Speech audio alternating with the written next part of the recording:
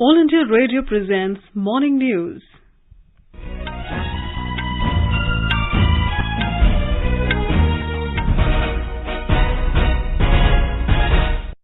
Good morning. I am Saira Mujtaba and with me is Sarabjit Kaur. The headlines. Union Home Minister Amit Shah says Armed Forces Special Powers Act will be removed from entire Assam soon. CBI raids 40 locations in Delhi, Rajasthan, Tamil Nadu, Telangana and Karnataka for FCRA violations by NGOs and middlemen.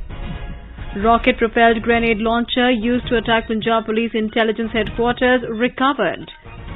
JKLF Chief Yasin Malik pleads guilty of terror charges before Delhi court. IMD issues red alert as Cyclone Asani approaches Andhra Pradesh. Last rites of legendary Santur maestro Pandit Shiv Kumar Sharma to be performed in Mumbai this afternoon. India-Oman Joint Commission meeting to be held in New Delhi today. Shoot-on-sight order issued in Sri Lanka as protests intensify.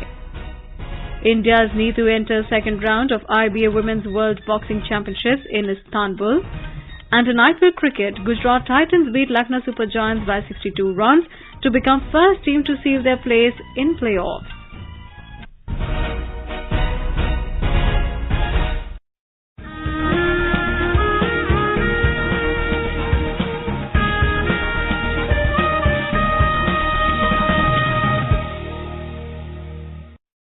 As our nation celebrates the 75th year of independence, a series of events is being organized by the government as part of Azadi Ka Amrit Mahotsav. To commemorate the occasion as a Janotsav, All India Radio News brings its listeners a special quiz on India's freedom movement and its glorious history. Recalling our yesterday's question. In Patharughat, Assam, British forces opened fire and massacred at least 140 unarmed peaceful farmers who were protesting against increased land revenue demands. In which year did this gruesome incident occur? The correct answer is 1894. On 28th January 1894, peasants at Patharughat in Assam assembled to protest against the raised land revenue demands. British forces opened fire at the unarmed peaceful peasants, in which at least 140 patriots were martyred. AIR News got an overwhelming response from its listeners across the world, and the one lucky winner of the quiz is Prajwal Kasera from Baluha in Balrampur, Uttar Pradesh. Thank you so much AIR for selecting me as a winner. As I am a civil service aspirant, AIR is invaluable in keeping me informed about the current events. We are commemorating the 75th year after independence. I feel it is an opportunity to recall the beliefs and the values of our freedom fighters and to be energized to walk on the path of the development. Congrats, Mr. Prajwal. The next question of Amrit Mahotsav quiz will be shared with the listeners on Monday, 16th of May. Celebrate 75 years of India's independence by participating in Amrit Mahotsav quiz with AIR News. Union Home Minister Amit Shah has said that the Armed Forces Special Powers Act AFSPA will soon be revoked from entire Assam. He said improved law and order situation and peace accords with militant outfits in the last 6 years have already led to the partial withdrawal of AFSPA in the state. Mr. Shah said AFSPA, which was in operation across Assam since 1990, has been removed from nearly 60% area of the state due to the improved law and order situation. अब सपा को भी हटाया जा रहा है. कभी यहाँ arm forces को स्पेशल पावर दिया जाता था.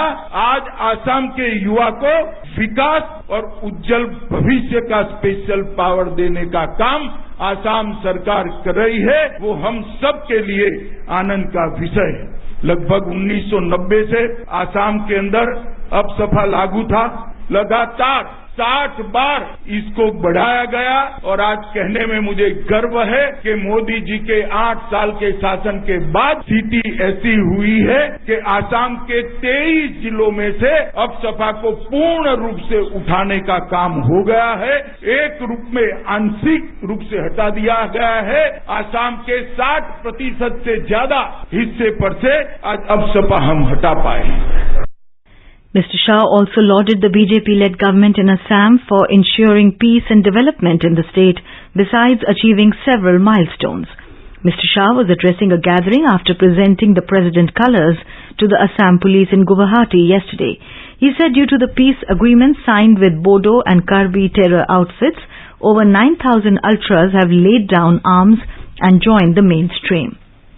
The Central Bureau of Investigation conducted raids at 40 locations linked to NGO representatives, their middlemen and Home Ministry officials for allegedly facilitating violation of foreign funding rules. Raids were conducted at multiple locations in Delhi, Chennai, Hyderabad, Coimbatore, Mysore and some places in Rajasthan yesterday. The CBI said that Hawala transactions worth 2 crore rupees have been detected so far in the raids. It has been detected during the operation that several officials from the Home Ministry, NGO representatives and middlemen exchanged money to facilitate the foreign donations in violation of Foreign Contribution Regulation Act. So far, the agency has apprehended around 6 persons including MHA officials and NGO representatives in connection with the case.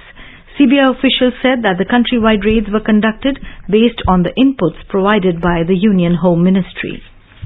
The rocket-propelled grenade RPG launcher used to attack Punjab Police Intelligence Headquarters in Mohali has been recovered. Mohali Police said all suspects were rounded up and questioned, which led to the recovery of the launcher used in the attack on Monday evening. Police said all leads developed in the case are being pursued meticulously. The police have found the role of suspected overground workers of Khalistani extremist group associated with Pakistan-based terrorist Harvinder Singh Rinda. Meanwhile, former Chief Minister Captain Amrinder Singh has said that the inexperienced Aam Aadmi Party government should coordinate with the centre and various security agencies to save Punjab. In a statement, Captain Amrinder said the state is under constant threat from forces against the unity and integrity of the country and strong efforts are required to overcome this threat. The Department of Consumer Affairs has directed all ride-hailing companies to become convergence partner in the National Consumer Helpline. This is to enable better grievance redressal for consumers and also compliance with Consumer Protection Act 2019 and E-Commerce Rules 2020. The direction was given during a meeting chaired by Secretary, Department of Consumer Affairs Rohit Kumar Singh with major online ride-hailing platforms to discuss major issues which affect consumers in this sector. All online ride-hailing platforms were advised to respond to the concerns of commuters with utmost priority and take remedial steps to ensure adequate protection of consumer rights. The meeting was attended by major ride-hailing platforms including Ola, Uber, Rapido, Meru Cabs and Jugnu. The government will establish 33 new domestic cargo terminals by 2024-25, which will allow India's cargo sector to flourish and grow. Civil Aviation Minister Jyotiraditya Scindia said this while addressing the annual event of Air Cargo Forum India. Talking about the reforms in the cargo sector, the minister said that industry players need to focus on transportation of smaller cargo loads from Tier 2 and Tier 3 cities to metros to achieve the target of 10 million metric tons in cargo. He said this can be achieved by acquisition of smaller size aircrafts. To facilitate this, he said 33 new domestic cargo terminals will be established by 2024-25. He also stressed on the need to work on ease of doing business in the cargo sector by making processes paperless, adapting automation and digitalization which can make cargo processing swift. JKLF Chief Yasin Malik has pleaded guilty to all the charges before a Delhi court in a case related to alleged terrorism and sectionist activities that disturbed the Kashmir Valley in 2017. Malik reportedly pleaded guilty to charges under the Unlawful Activities Prevention Act. Other Kashmiri separatist leaders were also charged by the court. The list included Farooq Ahmad Dar alias Bitta Karat, Shabbir Shah and Masarat Alam among others. Lashkar-e-Taiba founder Hafiz Saeed and Hizbul Mujahideen chief Saeed Salahuddin were also charge-sheeted in connection with the case. The case was filed on the allegations that LET, Hizbul Mujahideen, JKLF and Jaish-e-Mohammed backed by Islamic State were perpetrating terrorist and sectionist activities to disturb Jammu and Kashmir. Jammu and Kashmir has relaxed the upper age limit for the ensuing Jammu and Kashmir Combined Competitive Examination JKCCE. The decision was taken keeping in view the demands from aspirants and several delegations during a series of meetings with Lieutenant Governor Manoj Sinha yesterday. Now the upper age limit for open merit candidates will be 35 years instead of 32, for the reserved category and in-service candidates 37 years instead of 34, and 38 years for the physically challenged candidates. The Lieutenant Governor in a tweet said his government understands the aspirations of youth and a decision has been taken to ensure JKCCE exams are conducted on regular basis, unlike the past when these exams were held irregularly after a gap of many years. You are listening to the morning news on All India Radio. A reminder of the headlines before we move on. Union Home Minister Amit Shah says Armed Forces Special Powers Act will be removed from entire Assam soon. CBI raids 40 locations in Delhi, Rajasthan, Tamil Nadu, Telangana and Karnataka for FCRA violations by NGOs and middlemen. Rocket-propelled grenade launcher used to attack Punjab Police Intelligence Headquarters recovered. JKLF Chief Yasin Malik pleads guilty of terror charges before Delhi court. IMD issues red alert as cyclone Asani approaches Andhra Pradesh. Last rites of legendary Santoor maestro Pandit Shiv Kumar Sharma to be performed in Mumbai this afternoon. India-Oman Joint Commission meeting to be held in New Delhi today. Shoot-on-sight order issued in Sri Lanka as protests intensify. India's Neetu enters second round of IBA Women's World Boxing Championships in Istanbul. And in IPL cricket, Gujarat Titans beat Lucknow Super Giants by 62 runs to become the first team to seal their place in playoffs. For quick news updates round the clock, follow us on our Twitter handle @AIR News Alerts.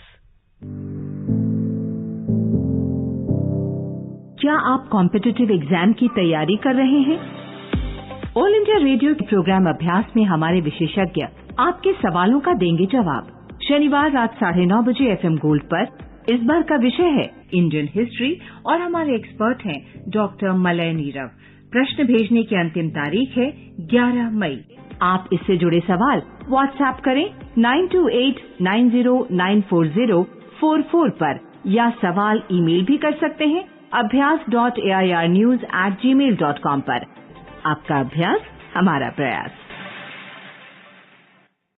अपने business को बढ़ाने के लिए लीजिए आकाशवाणी का सहयोग और दीजिए उसे बुलंदियों के पंख। आपका बिजनेस लोकल है या राष्ट्रीय, आकाशवाणी देती है उपभोक्ताओं तक पहुंचने का हर विकल्प। और अब तो आप घर, दफ्तर या दुकान पर बैठे बैठे कर सकते हैं आकाशवाणी के किसी भी केंद्र के लिए विज्ञापनों की booking.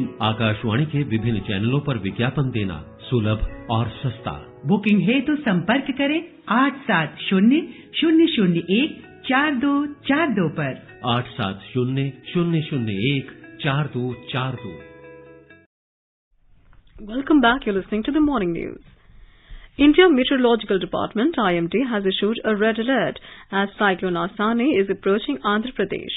The alert has been issued for Guntur Krishna, East and West Godavari and Visakhapatnam districts of the state. The cyclonic storm is expected to cross the coast anywhere between Kakinada and Visakhapatnam this evening. The Met Department has warned fishermen against venturing into deep sea till Thursday. Union Home Secretary has reviewed preparedness of central ministries and agencies and administrations of Andhra Pradesh and Odisha in view of cyclone Asani. A total of 50 NDRF teams have been earmarked for West Bengal, Odisha and Andhra Pradesh.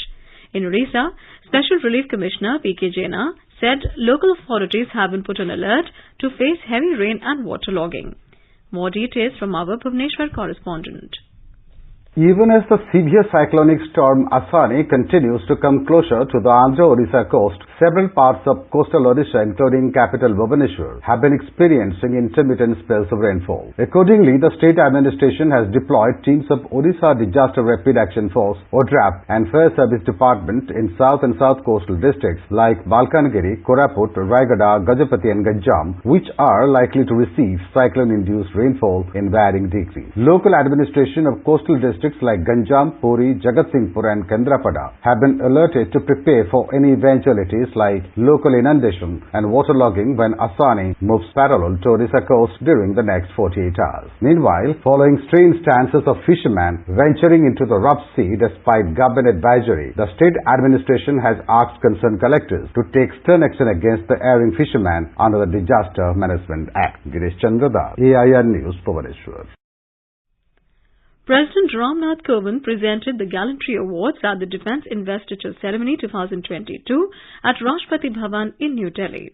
He conferred 13 Shaurya Chakra, including 6 posthumous, to the personnel of armed forces for displaying gallantry, courage and devotion to duty. The President also conferred 14 Param Vishisht Seva medals, 4 Uttam Yudh Seva medals and 24 Ati Vishisht Seva medals for distinguished service of exceptional order. Army Chief General Manoj Pandey received Param Vishisht Seva medal from the President.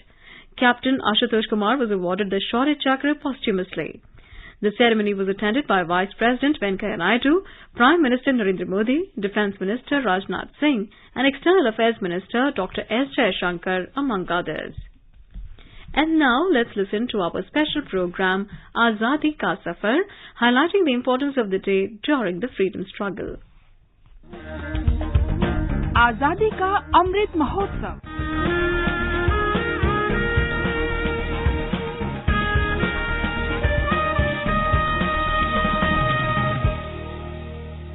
Azadi Ka Safar with AIR News, Birth of a Nation. India's glorious freedom struggle is one of the greatest struggles the modern world has ever witnessed. AIR News brings you a glimpse of this struggle every day.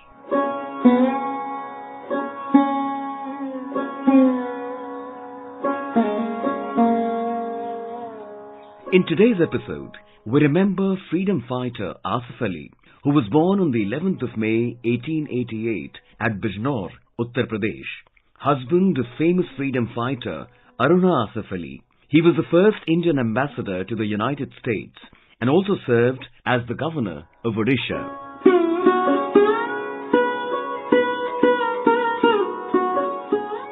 Asafeli gave up his practice of law during the non-cooperation movement in the early 1920s and returned to India from England.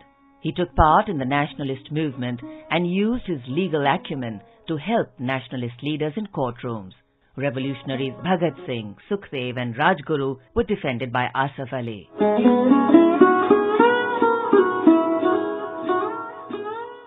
Asafeli was imprisoned during the Quit India movement in 1942 and was detained in Ahmednagar Fort Jail. After his release, he served as the Minister for Railways in the interim government formed in August 1946.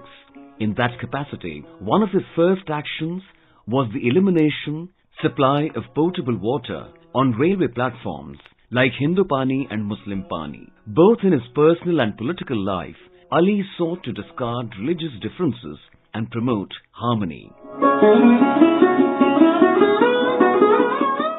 Ali was regarded as an important statesman. He was appointed as the governor of Odisha twice, in 1948 and 1951. He played an important diplomatic role post-independence and served as the first Indian ambassador to the United States of America.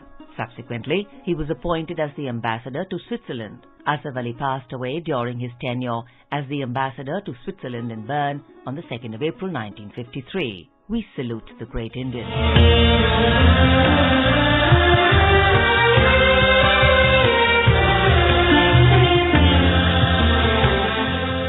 We also remember revolutionary freedom fighter Basant Kumar Biswas, who was martyred on the 11th of May 1915.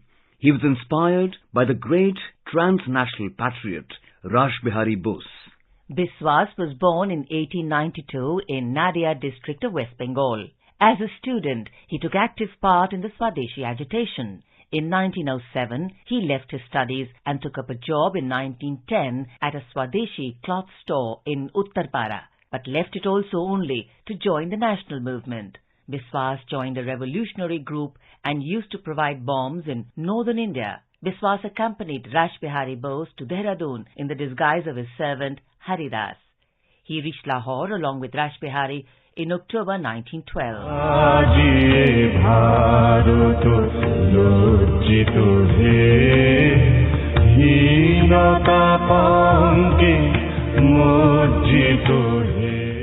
Biswas took part in a plot to throw a bomb on Lord Hardinge on the 23rd of December 1912 when he was passing through Chandni Chowk, Delhi, in a state procession marking the inauguration of Delhi as the capital of India. After the failed attempt at killing the Viceroy, Biswas left Delhi and went to Bengal, from where he was arrested on the 26th of February 1914. He was charged with conspiracy to kill Viceroy Hardinge. He was executed on the 11th of May 1915. We salute the great martyr.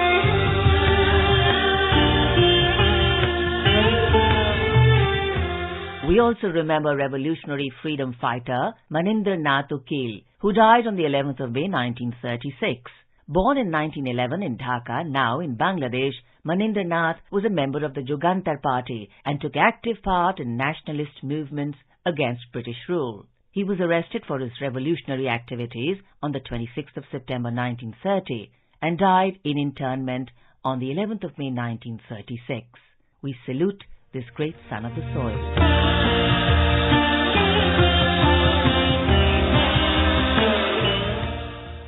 That brings us to the end of this episode of Azadi Ka Safar with AIR News.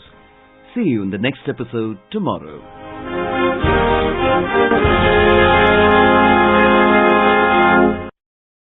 News just in, senior Congress leader and former Union Minister Sukhram has passed away at the age of 95.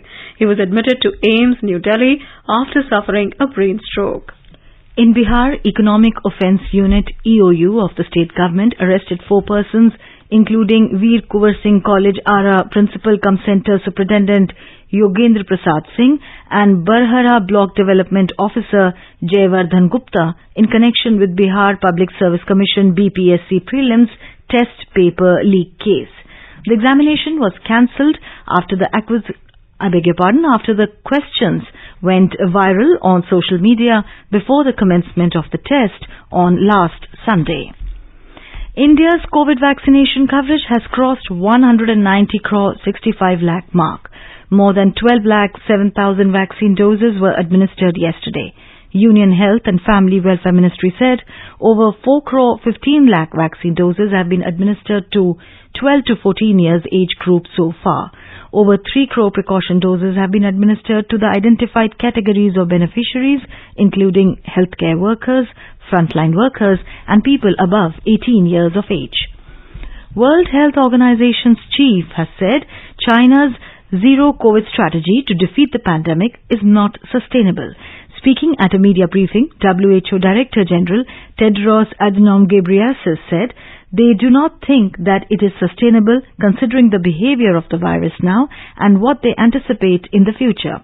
Mr. Tedros said WHO officials have spoken to Chinese experts about the policy. He further stated that transiting to another strategy will be very important. He said increased knowledge about the virus and better tools to combat it also suggested it is time for a change of strategy. Meanwhile, Chinese President Xi Jinping, during a meeting with top leaders, said the country will stick to its strategy and officials vow to resolutely fight against any questioning of its virus control policies. The India-Oman Joint Commission meeting will be held in New Delhi today. The meeting will be co-chaired by Commerce and Industry Minister Piyush Goyal and Minister of Commerce, Industry and Investment Promotion of the Sultanate of Oman, Qais bin Muhammad Al Yusuf. A high-level multi-sectoral delegation led by Qais bin Muhammad Al Yusuf is visiting India. The 48-member delegation includes senior officials and business representatives from diverse areas spanning health, mining, tourism, telecommunication, energy, shipping and real estate. In Sri Lanka, shoot-on-sight order has been issued after protests against the government intensified. The Defence Ministry has ordered the tri-forces to open fire on anyone looting public property or causing harm. The nationwide protests against the government have intensified over the past few days, resulting in an increase in incidents of clashes with the security forces deployed at protest sites. Protesters are resorting to burning houses of ministers and MPs. Anti-government protesters also set on fire the official residences of Sri Lanka's Moratuva Mayor Samanlal Fernando and MPs Sanat Nishanta, Ramesh Pathirana, Mahipala Herath, Tissa Kutiarachi and Nimal Lanza.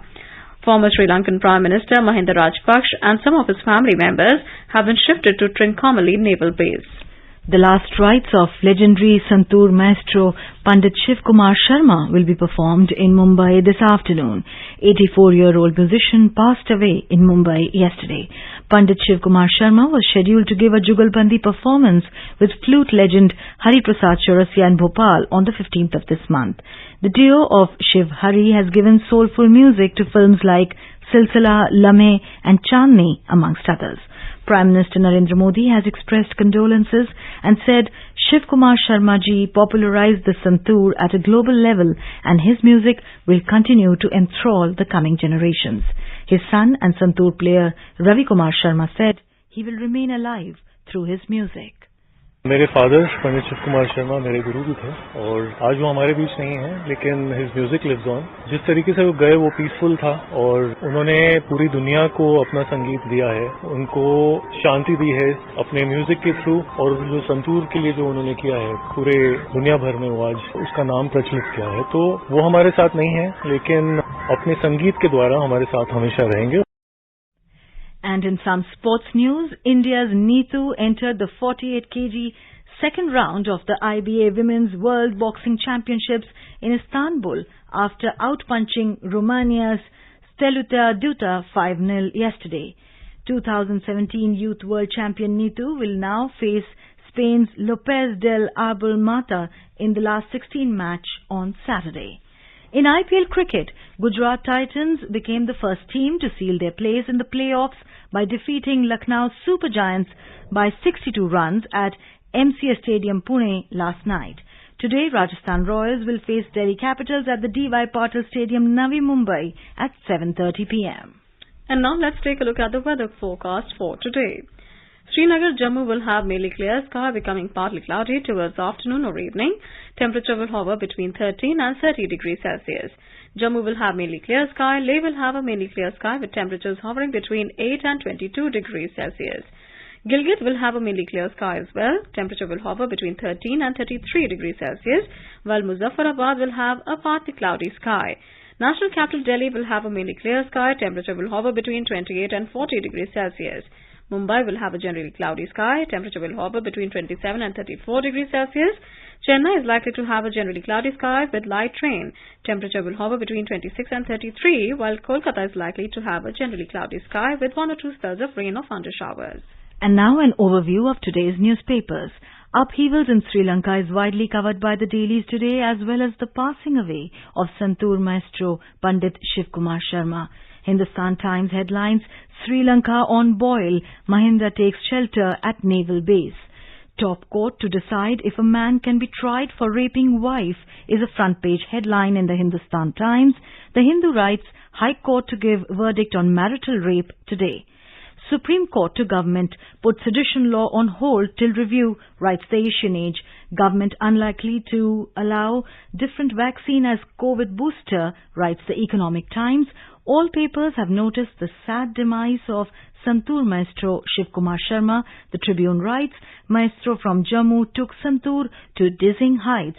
And finally, Financial Express tells us the story of Nakul, Anshul and Vidit, 3 spirited young men who have been developing innovative apps when they were in high school. The paper writes how Apple is giving a level playing field to these Indian developers. And now, before we end the bulletin, the headlines once again. Union Home Minister Amit Shah says Armed Forces Special Powers Act will be removed from entire Assam soon. CBI raids 40 locations in Delhi, Rajasthan, Tamil Nadu, Telangana and Karnataka for FCRA violations by NGOs and middlemen. Rocket-propelled grenade launcher used to attack Punjab Police Intelligence Headquarters recovered. JKLF Chief Yasin Malik pleads guilty of terror charges before Delhi court. IMD issues red alert as Cyclone Asani approaches Andhra Pradesh. Last rites of legendary Santoor maestro Pandit Shiv Kumar Sharma to be performed in Mumbai this afternoon. India-Oman Joint Commission meeting to be held in New Delhi today. Shoot on-site order issued in Sri Lanka as protests intensify. India's Neetu enters second round of IBA Women's World Boxing Championships in Istanbul.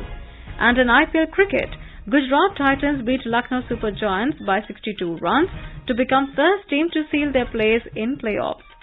And with that, we end the morning news. Have a great day.